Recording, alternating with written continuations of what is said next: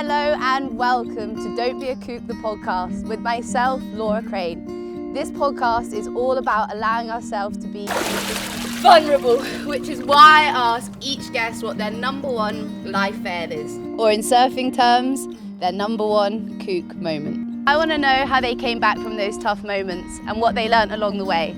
So with a light heart and no filter, welcome to Don't Be a Kook, the podcast.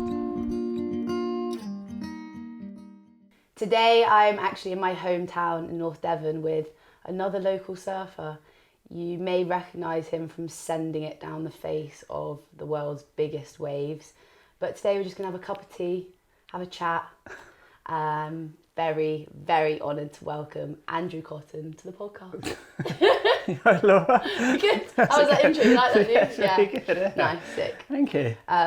So the first question that I ask absolutely everybody, and you're definitely going to be one of the only ones that actually knows what this term means, but what is your number one kook moment? Kook moment. There has been so many. There has been a lot. So my number one kook moment, it was tough because when you said that, I was like, a lot of them I probably can't really mention. But this is the I can remember probably when I was about 30, around 30. I was chasing a swell to Ireland, and it was all very last minute, very rushed, and I got to Bristol Airport and then realised I didn't have my passport. No way. Which was like devastating, and yeah. That's a good one. Yeah. And what did you learn from that kook moment? Well, I can remember. Always make sure you got your passport in your wallet Yeah. before you leave the door. But also, actually, I actually rang my mum, and my mum met me halfway. She met me at Tiverton Parkway with the passport, and you made it? and I made the flight as well. That was amazing. Yeah, and it was when we went to Aileen's, and it was like on the Cliffs of Moher, and it was sick. So I was almost like, you know, when you I got there, I realised I didn't have the passport. I was like, so I just give up? Maybe it's a sign. And then, but no, I put the effort in and actually made the flight just, but it was worth it as well. So. Backtracking a little bit, how did you know that you had like a connection to the ocean and that you wanted to pursue a career to do with the ocean and surfing, like, predominantly? I don't think I ever really thought it as being a career, really. I don't know, just sort of evolved. You know, obviously, you know, without a doubt, you know, as a growing up, you know, quite close to the beach, and you you want to surf as much as possible, and I thought I'd work like within the industry, like the surf industry, and then I don't know, it just evolved. Like I was working on building sites, and you know, sort of just trying to make ends meet, and then just went down the big wave route, you know. Mm-hmm. I always thought that if I was going to be a professional surfer, it would be contests and small waves, and that was just never going to happen, you know. It's kind of the only option we have here. Yeah, and I'm you know, it's just not my thing, you know. Yeah. Like I love surfing. I love surfing at home. I love small waves, but I'm just terrible at it. Mm-hmm. So it's yeah. What age did you get into the big wave stuff? Because I kind of remember you always doing that. I was quite young. I did my first trip to Hawaii when I was 18. I did like 3 months. I did 3 months trip there, and then it was like that's when I sort of realised, you know, like how much fun it was and how much I enjoyed it. But there was no professional big wave surfers then, you know, like it was just. Yeah. It was just almost like a thing that I felt that surfers did when they retired from the tour, or do you know what I mean? Like it was just like, and I never thought it was just like, okay, yeah, I enjoy it. I'm just, you know, just do what I enjoy, you know. And do you think that it's now become obviously that you can make, you know, a career out of just surfing big waves? Do you think that's because it's progressed so much and people are surfing bigger things and like just it's got so crazy now, you know, the things that people are chasing? Do you know what? I don't know, like how like surfing professionally, like I don't like, am I a professional surfer? Like, yeah, I do it a lot, but I think, you end up making your living through like your little side, your side hustles, sure. Yeah. And it's not really like no one's paying me like big bucks to go surfing and just, in a way, I don't know if that makes sense, but yeah, it's just I think the beauty of what we do is that now is that you can film everything, you can have your own channel. I can remember like trying to like really, you had to really work hard to get like a photo in a magazine. Yeah. And now I feel like we're so lucky, and the kids are so lucky. Like you're in control of your own content. You can film your own stuff. You can put it out on your own channels. And then you can monetize that yourself. Mm-hmm. So I think like that book is wide open. And you only have to look at guys like Ben Gravy. Who's just made like a whole career. Out of being a semi-professional surfer. For real. Which is sick. It's so cool. Just by inspiring. Yeah, and realizing it's you don't have to be the best. You just have to just do cool stuff, and I don't know. Yeah, you don't even have to. Yeah, just have to just document stuff and create some content, or I don't know. It's mad. It's great. It's cool. Like, I like to see it. I mean, there's definitely elements of the old surf scene that I miss. I think of kind of how, I don't know, how tight it all seemed to feel. I guess locally we've always had that, but I don't know. I think the thing that it gets a bit, especially like if you're like for me, like the big waves, it's like those moments which you get an amazing wave, and you sometimes I felt like you could hang on to that moment and release it when you wanted to, because but now you surf a wave at Mulletmore in Ireland, or especially at Nazare, the time you get out the water it's usually online, like something happens, you have a wipe out, it's already it's all over the news before you get out of the water, so there's swings and roundabouts. Yeah. Sure. And obviously, like you said before, it was just getting a photo in a magazine, and it's changed so much. I mean, now you've got a full HBO series that's like on you guys, and how has that changed pressure wise? Like, does that add more pressure to you, or does it kind of like in a positive way, or more pressure in kind of like, well, I have to do this, otherwise I've got all these things I can lose, sort of thing? That's a good one. Like, I think it's just learning to deal with those different pressures, and you only put pressure on yourself. Like no one else is like, puts pressure on me, but it's yourself, because you want to do well and you want to achieve and you want to perform, and you want your surfing to be good. Obviously, and I think a lot of people from outside of surfing don't really understand how critical surfers can be about performance and about how they look. Like surfing, not So that's super important, and that pressure comes from yourself. But without a doubt, like my best surfing is always when like there's no shits given, when you just sort of take away all those pressures, and it's all about fun. It has to be about fun, and you learn that as you go through, the past few years, like the ups and downs and the injuries, and the feel like you get seasons where you feel like you underperform, and then you look back and you realise that you were putting so much pressure and so much. You felt into a session or into a season, you'd put so much, like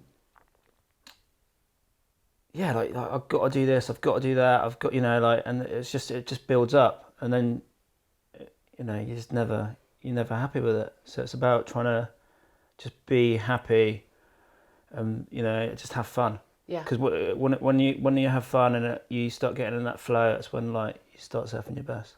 It's hilarious that you can say like surfing those huge waves is like fun, but it's true. It's like the more you do it, I guess, the more comfortable you get. But in that moment when you're like just about to toe in and like you can see it coming over the horizon, obviously there must be an element of, okay, this is it. I don't know if it's fear for you, maybe not at this point, but how do you I guess you have to fully commit, right? In that moment, it's all or nothing. How do you get in that zone to be like, okay, I've got this?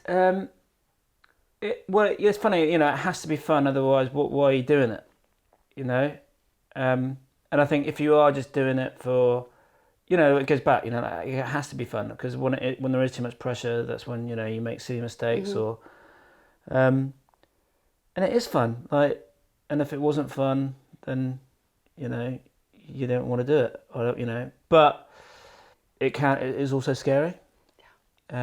But the ocean's scary, isn't it? Even like paddling out at Croydon when it's 4 foot, you can get absolutely hammered, but I kind of enjoy being on that edge of the fear thing, because fear's super positive. Like if everything, I think that playing with fear is cool, because it is scary, and it can stop you doing things, but at the same time as when you push it, you always have the best feelings afterwards, For sure. If you ride through the fear and do something which you thought, you're on the edge, and you make it, or if you fall and you have a wipe out, it's never, it's never that bad. Yeah. It's never as bad as you think it's going to be. And that makes you feel good. Yeah. So it's kind of like a wet wetsuit. The thought of it's always worse than yeah. Well, I don't know about that. But, and when was the last time that you remember being scared, like feeling really scared? That's a really good question. Feeling really scared, like in the ocean, surfing. Yeah. Like numerous times this winter. I think the last time was probably. It was probably at Nazare, like in one of the last sort of swells. But like every well, you know how it is. Like every time you see the wave forecast, and like you're looking at like the 2-week window, and you sort of see swells coming up, and you start getting those butterflies, and the nerves, and then the worry, I'm not good enough, I'm not fit enough, I should have done this, my ball's not, like all those sort of self-doubt stuff comes through, and that's every time. I think maybe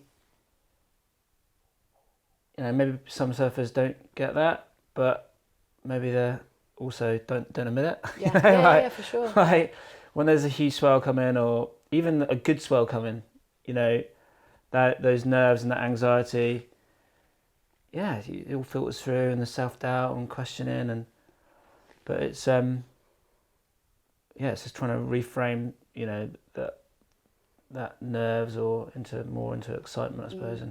And do you have any kind of tools that you use, like any, therapy or anything that helps you to, or has helped you to know that you can do it when you do doubt? I have more of like a routine now, like before swells, Nice. and so to get into a good pattern, and so like I train at like things will go normally until like about 4 or 5 days out, and then when it looks like it's going to be a go, if I've got to travel, I arrange my travel plans and who I'm going to surf with, and then just usually like do some hot and cold before, like the day's running up, some breathing, sort of bit of yoga, sort of, and then visualize what you want. Yeah. Like just sort of thinking about, okay, right, what do I want out of this swell? What do I actually want? And sometimes it can be, I just want to be in there and see how it goes, and I want one wave, or like you're really hungry and you got a vision and you want to get, I want to get the biggest barrel of my life, or okay, it's going to be the biggest swell ever, or I just want to wait and I want to get the biggest set, I want to be on every big set, and you have those little goals, or you might just want to just drive safety, and support a mate. Yeah. And again, that's like, that's cool as well, I think that's a good thing with big wave surfing. Obviously surfing's quite selfish, like sport, like, but with the team thing, with the big waves, it's it is cool to tow your mates into the best waves, or do safety and do rescues, and and be part of be part of the team. Yeah. It doesn't always have to be. You don't always have to be the surfer. You know. It's really interesting that you say that, actually, because having spent, well, I guess pretty much all of my childhood like just doing comp stuff, and then me and my little brother, we went down and surfed crib at the end of last year. And as much as it wasn't like anything mental, I mean, it was big for me. That was probably the biggest waves I'd ever surfed. Yeah. It was just like a bit of fun that him and I were like, let's go and do it together. We like just went down there. It wasn't even meant to break. Like we had no boards. We just figured it out there and then, like on the spot, and it figured out. But the one massive difference that I felt in the water was, rather than everyone, you know, when you're at Croyd, everyone's fighting for the set, hassling, snaking in, all that. It was not like that. All of a sudden, it was just so relaxed, and everyone was so happy to see each other getting waves, and that, you know, that you're all coming up safe, and that you're just all in there having fun. And that environment, I think, with the big wave, it's just an element of mutual respect. You're all out there, and that's something that's definitely made me want to do a little bit more of it, just because of the environment in the water felt like how it did, kind of like 10 years ago in the water when it wasn't so busy a little bit. And is that common in every single scenario that you've been in with big wave stuff? No. Or does it? It's, okay. All right, sweet. No, it is. No, but of course, like as soon as there's like, there's always egos. You know, there's always going to be egos. So, yeah, you know. But if anything goes wrong, like I think egos always get put aside, and you know, you always look after, you know, you're always looking out for, you know, whoever. Yeah. Like if it's going wrong, you know, like, or if it's a bad situation. But you know, again, there's, you know, when it gets, I think Nazare is like the classic example. Like I felt like at the beginning it was like there's hardly anyone there, you know, so you know, you can choose your moments and, you know, share and swap around, and then as it gets busier and, you know, people get hungrier and there's, you know, bigger egos, and, you know, it does get, you know, it gets gnarly. It does get gnarly, you know, and people are hungry for getting the best wave, and but that's what pushes it. That's what pushes performance. But yeah, at the same time, it is, you know, I think everyone looks out for each other. You know, if it does go wrong, or if you do have a bad wipeout, you know, like, When it comes to safety in the water, obviously you guys are training that often, but is there much communication when you're in the water, or is it all just kind of second nature? Like, you know what's coming next. If you're like in the impact zone, like all getting bumbled around in the white water, you know that, okay, this guy's going to come from here, and or is it just kind of?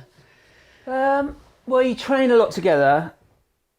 Like, you know, like I would never, like the guys that I surf with, I generally would train with. I mean, I've been training with for the past like 13 years or so. So it is a lot of second nature, but that comes with obviously that repetition. You know, I think you don't really, you know, we've surfed, been in the ocean, you know, since all our lives, you know, so I think sometimes you take a lot of that for granted, that sort of like,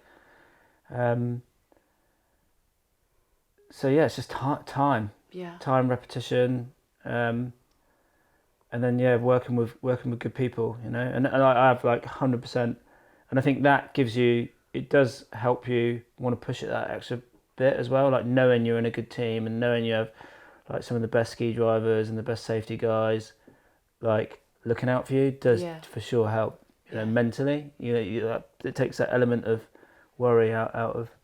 And also I think it's just mental how your body naturally just kind of knows a little bit what to do in those situations too, you know? Yeah, because it is all like, you know, that's just grained into you, you know, and you don't even realise it. Yeah. I think it's funny, like, my girlfriend Justine, so she's from the mountains and she's like exceptional skier and snowboarder, but she's really new to surfing. And she often asks like, oh, what do you do this? What do you do this or what then, or like how do you do this? And I'm like, I have no idea.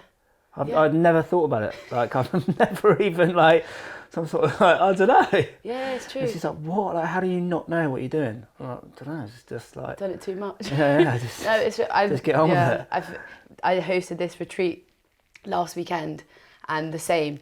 Just people even asking like, oh, well, how do you know what to look for a rip? And I'm like, well, actually, I don't really know how I know, but you just know. You just know. Like you just see it and you know. Like you don't really even assess it. Be like, oh, that's there, so I'll go, or half the time maybe use it or not use it, or how do you know you're in one? I'm like, well, you can feel it. Like, it's funny, isn't it? But it is good. I think surfing with her has actually helped me almost think about my movements and what I do, and so again, and once you're conscious about it, it's also a way to improve as well. You're like, oh yeah, so I'm doing this, and that's why this is working. But maybe if I move my body a bit lower, or if I, so I think it also helps you improve as well. What is one misconception about surfers or big wave surfers that you'd like to kind of debunk, that you don't think is that true?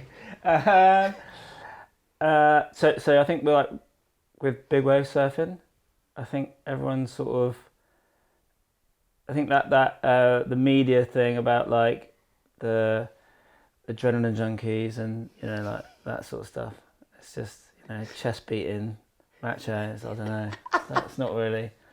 Just out there doing what you love. Yeah. It's just that. Yeah, it's just not. Yeah.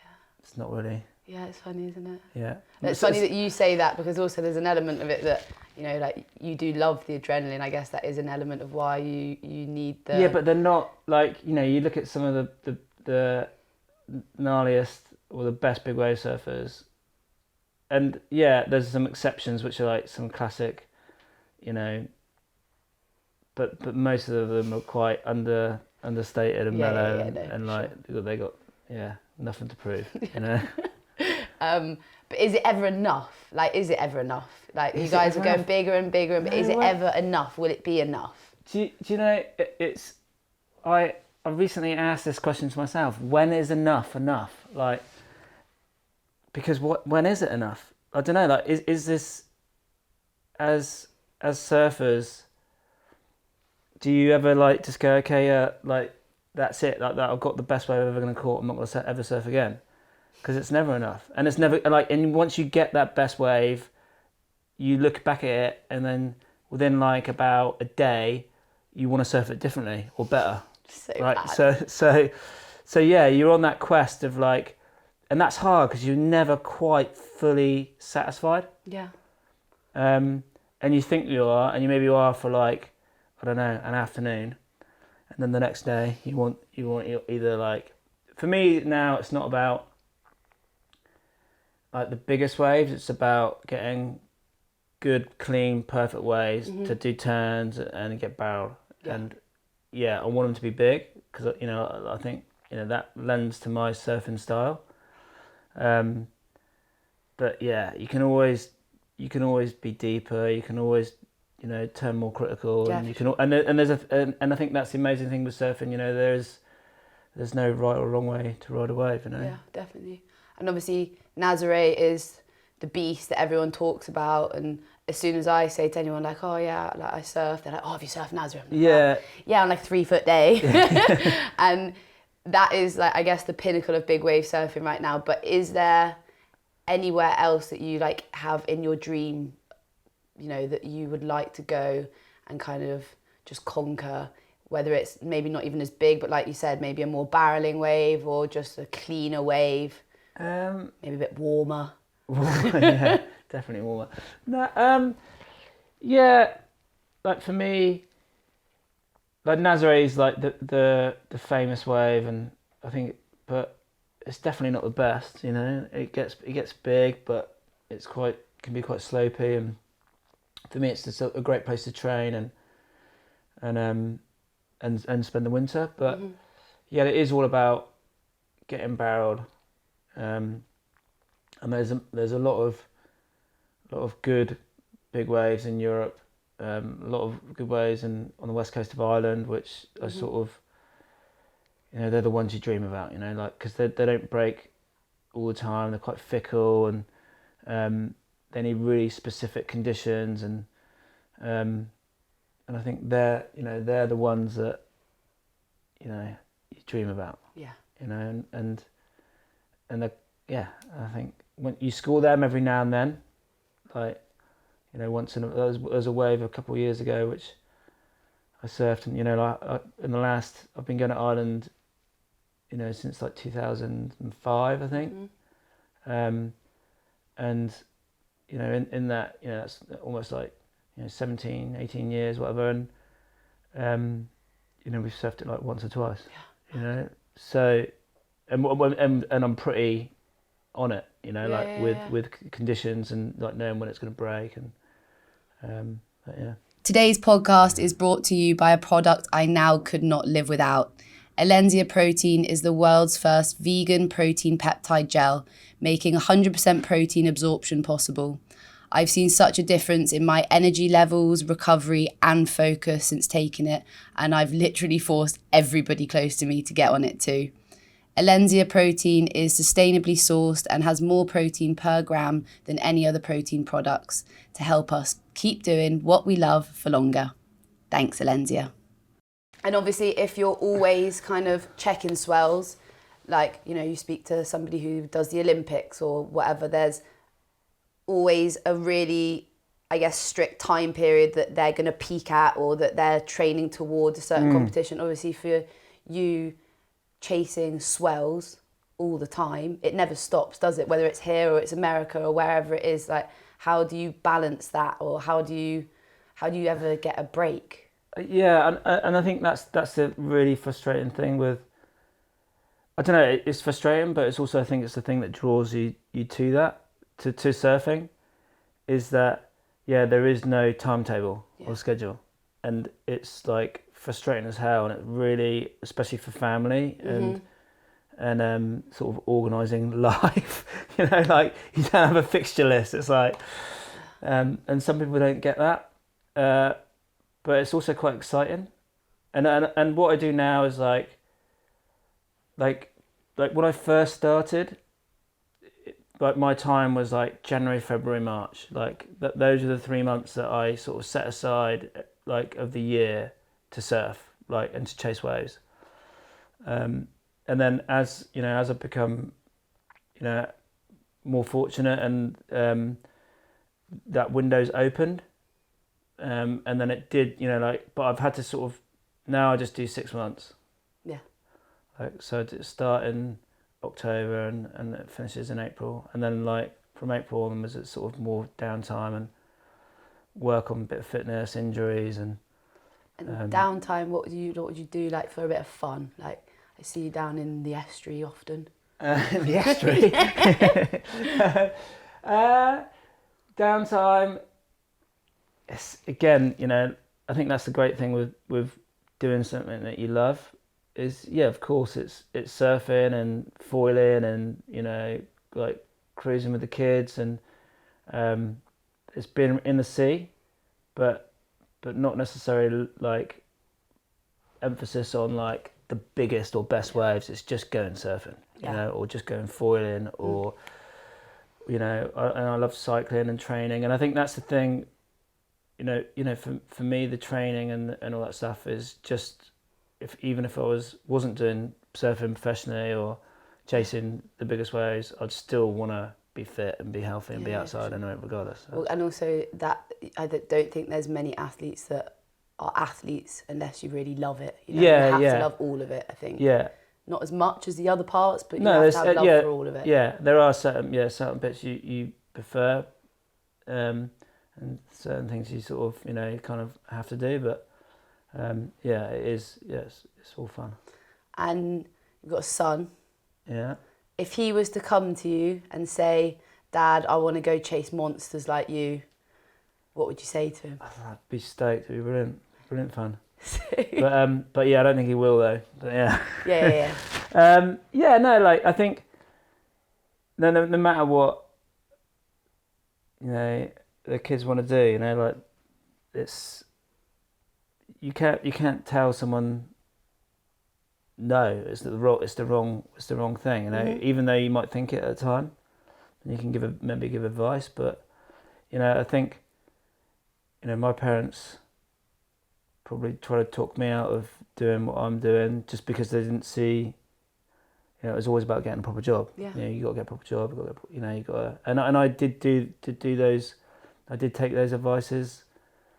Sometimes and actually doing like getting a proper job and a trade. I was obviously a plumber for 4 or 5 years and getting that qualification. Although it didn't really work out for me. I'm totally stoked I did it.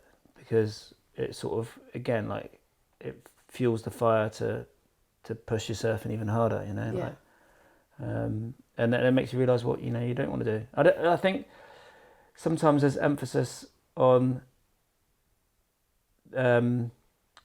things happening quickly, whereas, like, I think you don't understand, like it's a marathon, there's a long time, like, you're going to have to do something in a 2 months, 6 months, a year, 2 years, it's okay to have a 10-year plan, Yeah, for sure.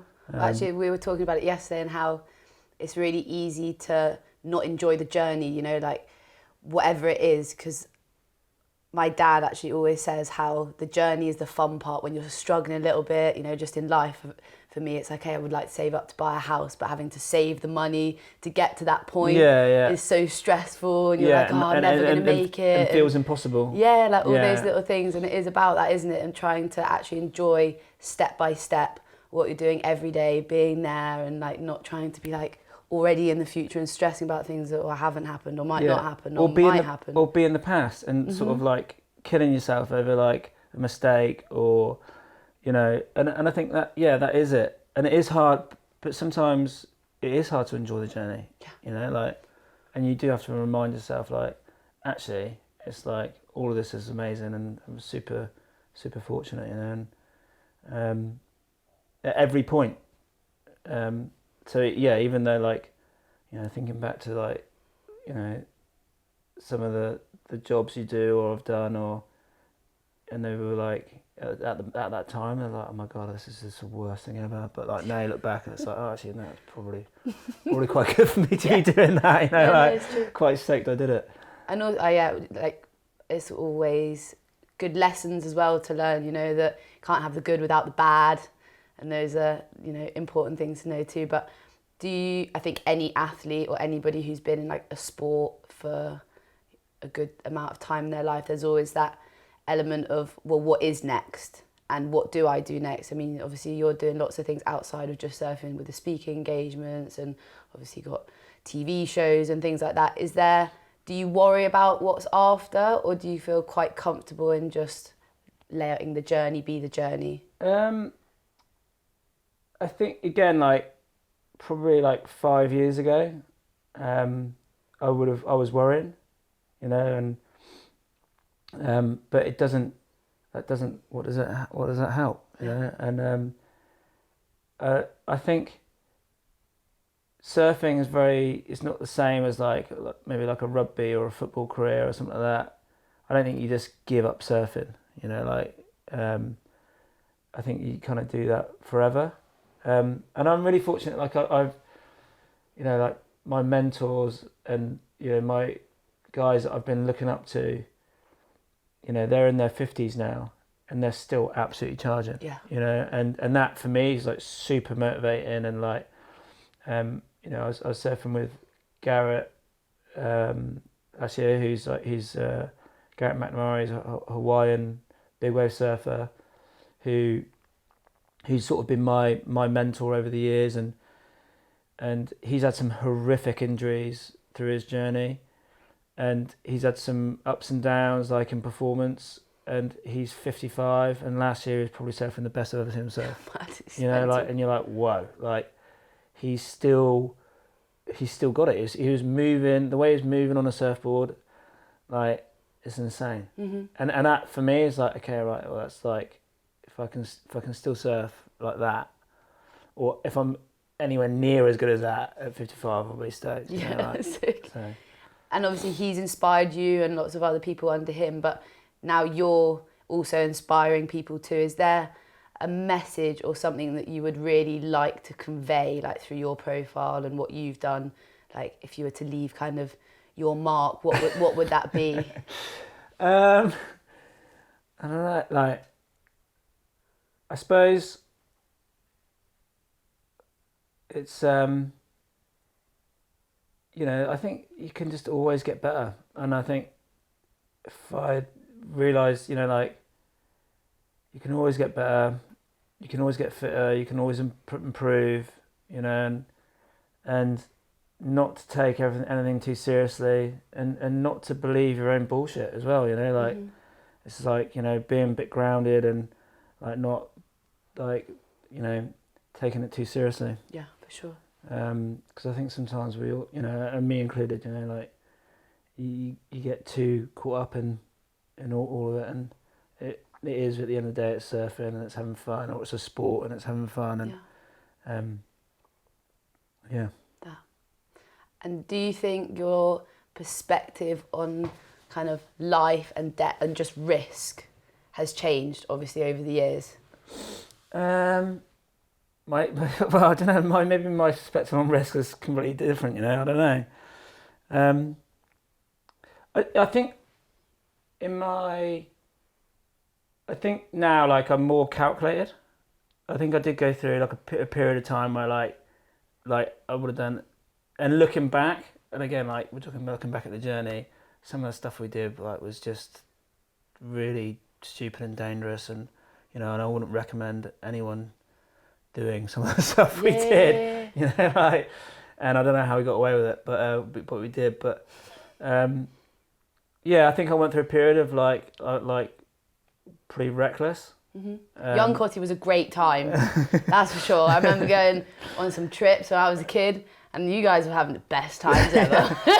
Yeah, but so it was always quite reckless, but yeah, it's about for me, it's about choosing moments, and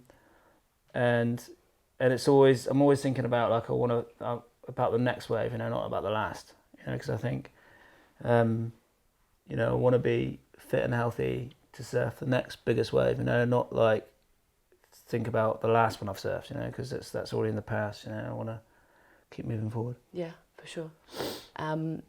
Breath work. Mm-hmm. I this year have just got into like doing breath work, not even to surf big waves or anything, but just as more of like a relaxation thing. Because I've like loved cold water dipping, like it helped me loads with like my anxiety and just mental health in general. Mm-hmm. Is there parts of you that does the breath work, obviously to be able to take a hold down and be able to stay getting bashed around underwater for God knows how long, but do you also use it for calming and like anxiety sort of things, or is it just purely a tool to be able to survive? So I think I've used it for both. Like in the beginning, it was all about like I want to hold my breath for as long as possible, just to give me confidence. And then like through some injuries I've had, and I've used it more as like a mental health tool. Yeah. It's interesting, like, because you don't realise like the breath's so powerful, and it's like just by a 5-minute breathing and different techniques, you can fully change your state, which it's just, unless you've done it, you just don't get it, like, and you would never like get it, and so it is super powerful, and I think that's when I learned more about it. So I think at the beginning it was just like more of an ego trip to sort of, I can hold my breath for this long and I'm gonna, like superhuman or whatever, but actually now it's more of like, you use it to get you through, help you sleep, get you through shit times, like calm yourself down, prepare your body, and it isn't about holding your breath for a long time, it's about being comfortable and ready, so. Yeah. And just, I also couldn't believe how that you feel after, like, like you said, you can't explain it, so I won't even try. No, you get like, it's like, sometimes it can be like flicking a switch, like turning the light on, like, and it only takes 5 minutes, and you can be anywhere, and just a few different cycles of breathing, or like nasal breathing and holds, and yeah, it's super simple to do. Yeah, it's really cool. And it's easy. I love it. And you say that you had now like a routine that you follow before a swell, but do you have any kind of like routines or again tools that you use before every surf session that you do? A big wave session, so you do 100% like a lucky pair of pants? Obviously not, but... No, no lucky pants. No, no lucky pants again. No. I think that the thing, you know, actually it links back into the breath work. Like I think my sort of routine to get me in that zone is I use like a 3-10 breath. So What is that? So 3 seconds in through the nose, 10 seconds slow out through the mouth, and I'd like just get into that nice cycle and it's sort of calming, and then I'd sort of just think about, you know, what I want to do in the sea, you know, or you know. So I think that's my go-to thing. Yeah. Which I kind of like. Yeah, good, efficient breathing. Breath. Nasal breathing. Yeah. I feel like so many more people are talking about breath now. I don't know if it's just because it's in the circles we're kind of in, that everyone obviously knows these kind of little hacks and stuff. But I do feel like even in mainstream media, like I do feel like more people are talking about breath work, and they're saying this is awesome. They should teach kids that at school. Yeah, no, it is. It's funny. It's like, it's the one thing that I sort of say to my kids, you know, like if they can't sleep and that, it's, you know, like getting a nice little calming breathing routine. You know, it's amazing what it can do. So this winter, you mentioned wanting to surf some different waves that, you know, Nazare you've done, and you want barrels, cleaner waves. Where would you say is next on the hit list for Andrew Cotton? Next on the hit list, like, well, surfing wise, like Nazare will always be like, you know, home for big wave season. Mm-hmm. So I'll always base myself there, and like I love it. It's like you know, it is, you know, you spent enough time in Portugal. Like, it's an amazing country, good climate, and amazing people. So that'll always be home for winter. But I think this winter, like the goal is to, if I can sort things out, and is to spend a bit of time in Hawaii. You know, like I haven't spent time there for. Well, I spent last winter. I did a couple of weeks there, but like it was, you forget how amazing it is, and just to mix it up a little bit, you know, keep it interesting. You know, I think sometimes, yeah, just a little bit of change, you know, is good. Definitely. And so although the Nazare's, you know, and even if and that's the thing with surfing, like even when I'm always looking at, there's certain like forecast sites and places which you're always looking at. So Nazare is always in the back of the mind, but yeah, it'd be good to go to Hawaii and hang out there for a few months for sure. That'd be sick. So we're going to go a bit into the past and a bit into the future before we wrap this one up. But where would you like to be, or what would you like to be doing in 10 years? What would I like to be doing in 10 years? Just, you know, if I'm fit and healthy enough to continue surfing, injury free, you know, still surfing big waves, still involved in big, like surfing big waves, and you know, helping, you know, other big wave surfers get the best waves of their lives. You know, that'd be sick. You know, I'd be stoked. That's really cool. Full passion. Yeah. That's what it is. I don't. Yeah. There's nothing else I want really. Yeah. Sick. Yeah. And going back in time. Yeah. If you were here now looking across the table from 15-year-old Andrew, kind of a hard time for kids. It is, yeah. What would you say to him? What would you be like, okay, bit of advice for you, mate? Don't worry. Yeah. You know, I think leaving school was always like, there's so much emphasis on the future and you know, results, and you got to get a job, you got to earn loads of money, you got to, you know, like, it would definitely be. My advice would be, don't do things for money. Do things for like you're into. Yeah. And it will work out. 100%. I really agree with that. Because Definitely. and I can remember like the, you might be, but did you have like a careers officer that did like the job stuff? You know, Did you go to Braunton School too? No, I went to Park. Oh, mate, well, same. They must have been the same. Mine was terrible. Yeah, and it was like, okay, right, you can do these jobs and this jobs, and this is going to get you these income brackets, and I can remember not wanting to do any of them. I was like, yeah, I'm so fucked, you know. Yeah, my careers have actually took me into the. I was actually had this conversation yesterday, and she said to me, "Okay, Laura, you know, super dyslexic. Spent most of my time in special ed because I was just naughty and getting sent out because I was embarrassed about how bad I was at school." And she was like, "Okay, well, what are you gonna do after school?" I was like, "I'm gonna be a surfer." She was like, "No, really, like, what are you actually gonna do?" I was like, "I'm gonna be a surfer," and that I think for a kid, if you don't support that. Okay, yeah, it was a pretty wild dream, but if you want it bad enough and you love it, of course you can achieve it. Yeah, Those guys shouldn't be telling you that you can't do that. What do you really want to do? Like that your dream's insane. You're like at the prime age to go after whatever you want. You know? Exactly. Yeah. Exactly. Yeah, it's true. So yeah, and there was. I can remember there being a lot of worry. You know, like, shit, what am I gonna do? And how am I? You know, I think one of my teachers.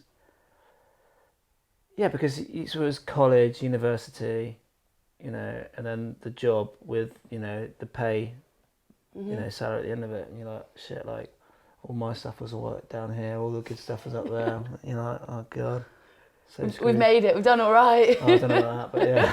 Made it out the other side at least. Yeah. Made it out of school. Yeah. Thank you, mate. This has been awesome. It's alright. We've got waves today as well, so we might even get for a little surf. Yeah. Beautiful. It's gonna be a good day. Epic. Thank you so much. I really appreciate you being on. Good luck for next year. Thank you. Maybe I'll see you out there one day. Yeah, come down. Get on the back of the ski. Yeah. Yeah, I'm ready. You ready for it? It'll Ready. be fun. Epic, mate. Thank you so much. All right. See you later.